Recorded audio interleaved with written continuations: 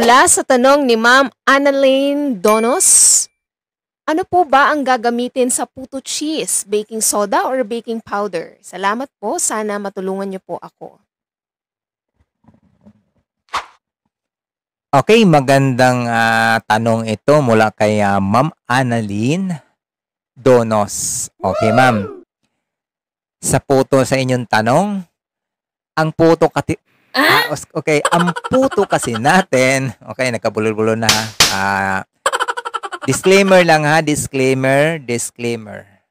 Ang puto kasi natin, pwedeng gamitan ng baking powder, baking soda, or yeast. Oo. Yes! Sa bago kong natuklasan, pero hindi pa ako nakagamit ng pure baking soda. Yan ang totoo ha. Hindi pa ako gumamit. Ang baking soda ay pinapartner ko lang dyan sa baking powder. Napakaliit na percentage lamang ng baking soda. Oo. At saka, nag-combine din ako yeast at saka baking powder. Pero kailangan, mas mabilis ang procedure na pagluto kasi umaalsa nga. Pag sobra sa alsa na, sa halip na nakangiti pa yung puto natin, pag niluluto natin, pag ay lumipas na sa alsa, wala na, nakasimangot. Nakasimangot na po yan, ma'am. Oo. Ito'y katotohanan lamang kasi ako mahilig talaga ako magatuklas ng mga luto-luto na yan.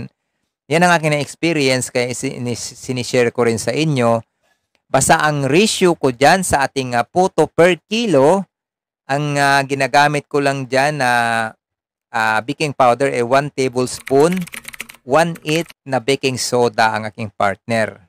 Oo.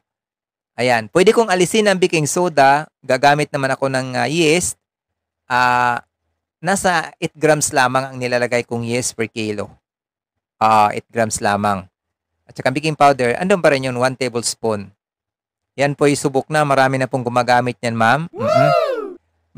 Kayo din, sa lahat po na nagluluto, disclaimer lang ha, sa lahat nagluluto, pwede nyo namang mag-experience kayo pero dapat huwag kayong sumubra doon sa ratio para makakain pa natin. Oo. Yes! Kasi may mga bagay talaga na gusto nating matuklasan, di ba? Oo, gusto nating matuklasan. So, ganun ang inyong gagawin. Mag-experiment kayo ng mga ginagamit na yung mga sangkap. Pwede nyong pagpalit-palitin yan. Pwede nyong i-percentage.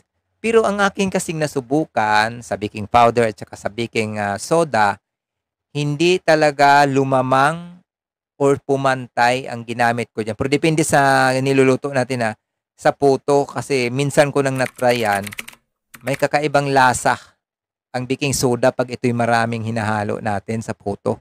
Oo, yun talaga ang aking experience kaya ayokong ang gusto ko kasi pag nag-try ako, yung bang kahit ito'y hindi maganda, nakakain natin para hindi masayang ang ating ingredients. Oo. Yes! Isa mahal ba naman yung ingredients? Wala talaga tayong mapulot dyan sa daan na manghingi tayong pambiling ingredients, di ba? So, kailangan pag nag-trial and error tayo sa paggawa ang pagluluto-luto, yung bang kaya nating i-adjust lang, i-adjust ang ating mga ingredients na nakakain pa natin. Oo. Yes! Ganun lang yun.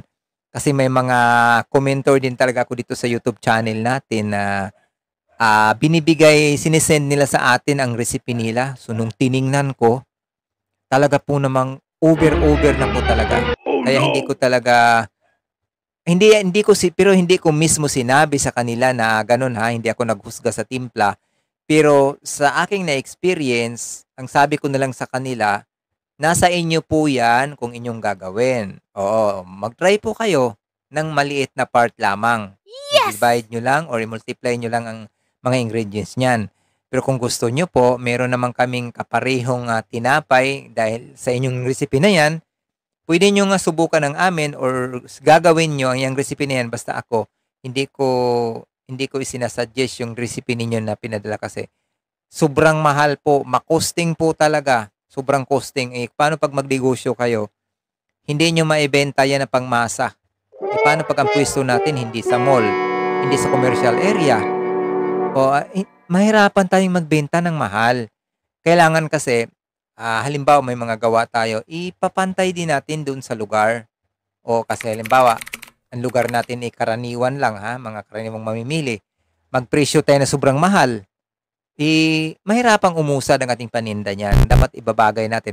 Kung sa mall ka, sigurado yan, makakapagpresyo ka ng mataas. Oo, kasi karamihan sa mga mall, mga sosyalin talagang nandyan nag-ikot-ikot. At saka iba-iba talagang nakakabili pag may pwesto tayo sa mall, mga kabiker, o mga ano dyan, mga bago talaga, o iba-iba talaga makakabili sa atin.